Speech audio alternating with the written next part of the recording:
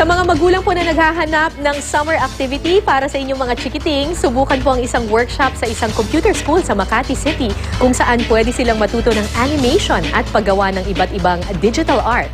Narito ang report.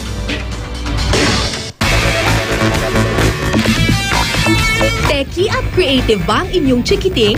Kung ang hilig nila ay paggamit ng computer at panonood ng animated films, bakit di subukang i-enroll sila sa digital arts workshop ngayong summer? The black dots are called keyframes. Keyframes move like this.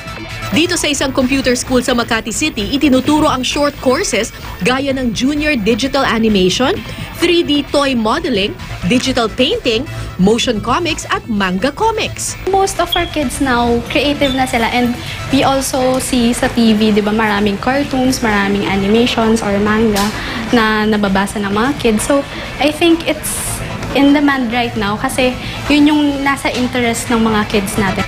Ang 11-year-old na si Kylie Florentino pangarap daw maging Hollywood animator. Kaya kahit bakasyon na, excited pa rin siyang pumasok at matuto ng 3D animation. I'm excited and I want to because I want to take my animation, the cartooning into the next level, as in like really 3D. I'd like to learn how to make them move in a really realistic way.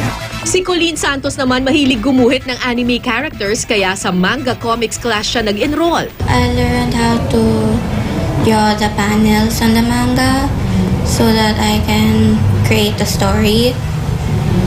And then I learned how to draw other stuff like the figures of the body.